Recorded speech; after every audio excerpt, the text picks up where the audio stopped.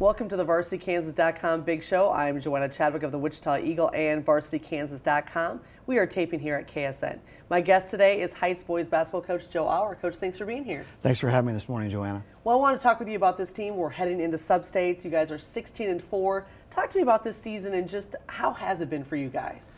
Well, we've had a great time. Obviously 16-4 in the City League, 14-2.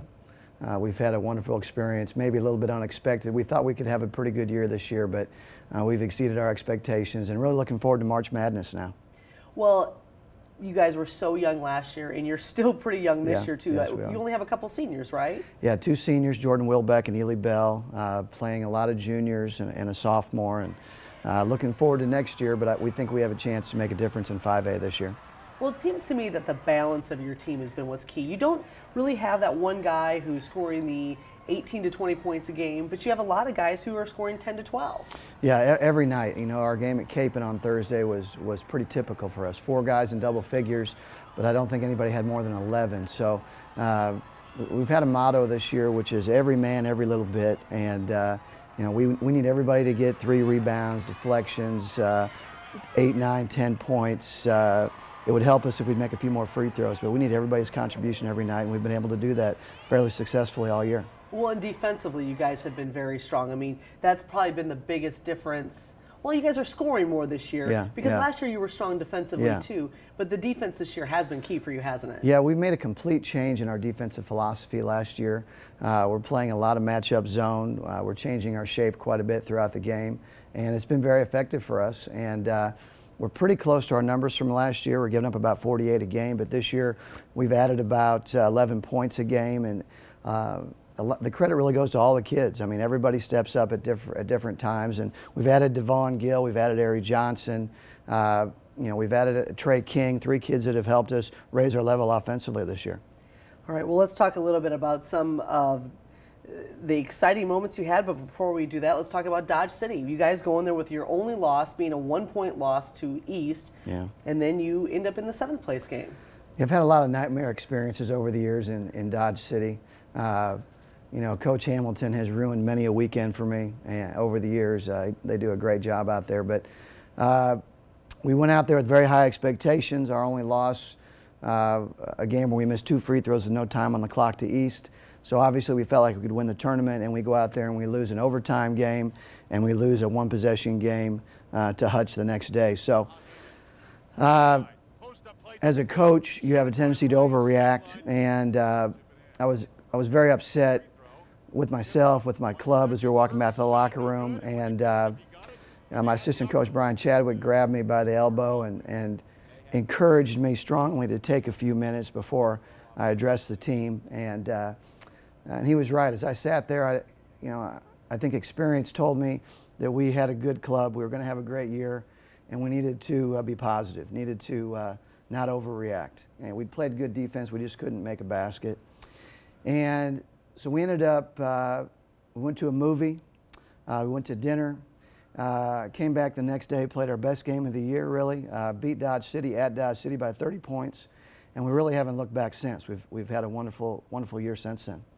Well, and it's a great way to finish out, too, is to finish out the second half very strong. First part of the year, though, you had some excitement.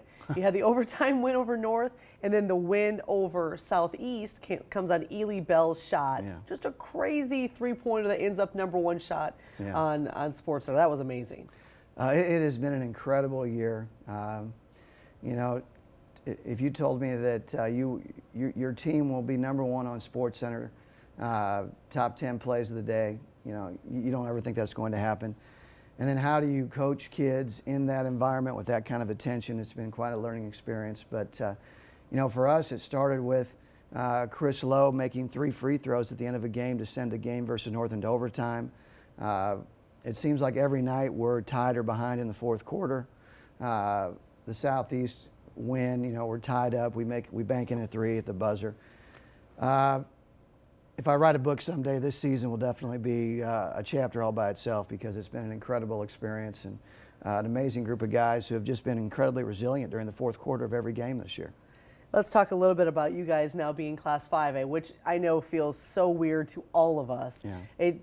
it's just weird to think, I mean, a team that has been so key in Class 6A, both boys and girls. Yeah. And how does it feel for you guys to go down to 5A? I don't think we know yet. We'll know this week because we're so used to Southeast and East and Junction City and Washburn Rural. And this week it's Arc City, Capon, Andover, Newton. So, I think the only difference we're really going to see is if we were fortunate enough to go to state and we have to go to Topeka. We'd much rather go to Coke Arena and play in that environment. But, at the end of the day, I don't think it's going to be much different. Highland Park, Hayes, these are incredibly talented clubs. Lansing, obviously Goddard Eisenhower's had a great year. 5A is loaded this year, and if we're fortunate enough to have a say in who wins the title this year, I don't think it'll feel any different for our kids. I also want to talk to you about the City League this year. City League long considered the best league in the state, but this year it's been a little odd. I think that East and you guys and Southeast are still 3 teams to deal with when it comes to 6A, 5A, but there's been a lot more games that have been decided maybe early is what I'm trying to say. I mean, South has had a resurgence, but we haven't had those epic battles every night in the City League this year. Yeah, this year, obviously East and us and Southeast were very consistent winners all year. South returned 3 starters, had the 2 most experienced big men in the league, and they just couldn't get a consistent winning streak going this year, and couldn't beat Southeast, Heights, or East. So it's an interesting year, a lot of close games. Nobody was dominant this year. Obviously Coach Jackson and East High, they earned the title this year. They beat us in 2 very close games. They ended up losing to Southeast at the end of the year, but they win the league by a game.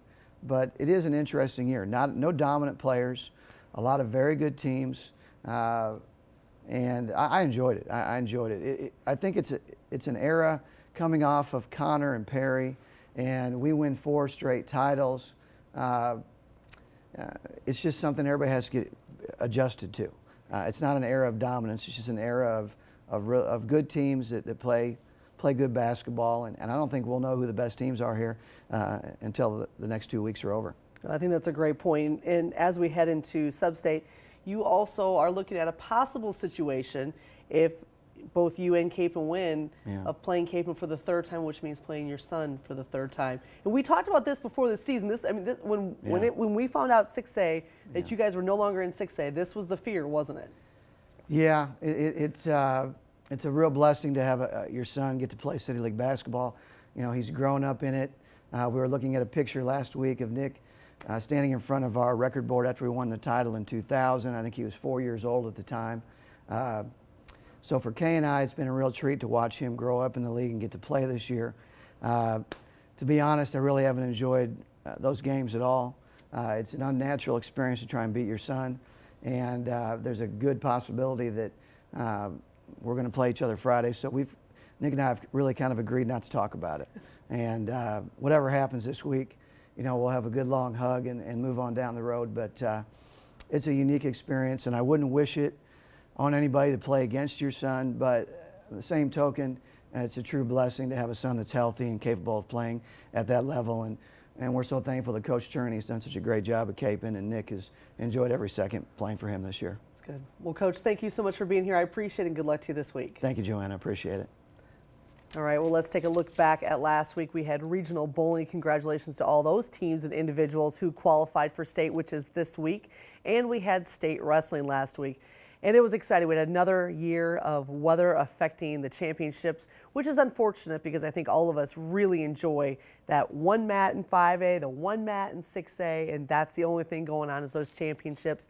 But they did move it up to 2:15 finals, so we had 5th place, 3rd place, and the championship going on at the same time. And it was still good. It was still a really good atmosphere out there at Hartman Arena, and I'm sure the Bicentennial Center and out at Fort Hays that they had similar situations there.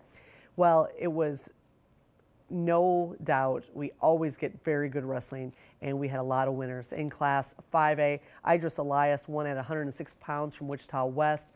Tanner Smith had a very, You know, he got to the championship game, or to the championship match. He's from Derby. The kid is obviously very talented. Doesn't even wrestle in the final because the guy that he was wrestling had an incident that was a non-wrestling incident, so he did not wrestle. So Tanner Smith was awarded the championship. Hey, whatever, you're still a champ. At 113 pounds, it was Arc City's Logan Terrell who won his second straight title. 120, Parker Howell from Capon won his second title. At 145, Dylan Beckner from Northwest got his title. That was a pretty cool one to see him run up into the stands and go hug his family after he won. That was fun to see. At 182, Newton's Jared Langley, he won. And at 220, it was Carroll's Nick Nolte. And he's a good story, too. This is a kid who didn't play basketball his second grade year because he couldn't find a team to get on. So he comes home with a wrestling flyer, and look at him now. I mean, he is a wrestling first sort of guy, and he's very talented. All right, let's take a look at this week. As I said, there is state bowling here in Wichita on Thursday and Friday, and we have sub-state starting. We have sub-state games starting here tonight on Monday. That's when we're taping here today, but they go Tuesday night, and then 5A, 6A start Wednesday and Thursday, rather, with championships on Friday and Saturday for those classes. Some possible matchups to be looking for that I'm really excited about. We could see Andover or Heights playing the Capon girls. I think those are incredible matchups. That could be very good games there. There's one good team there is one or two good teams not going to state right there. May South and Eisenhower boys. Eisenhower controlled the last time they played them, but the first time they played was a very close game. I would expect for a chance to go to state, it'll be another close game. And we've got Derby possibly being able to play Southeast boys. Always a good matchup there with a chance to go to state. And we could see, Eisenhower versus Carroll girls for a chance to go to state. So it'll be a great week here. Cannot believe that the season's almost over. Hope you've enjoyed it. Hope you're staying warm. Make sure to join me for my live chat at 1 o'clock on Wednesday at varsitykansas.com. Thanks so much for joining me.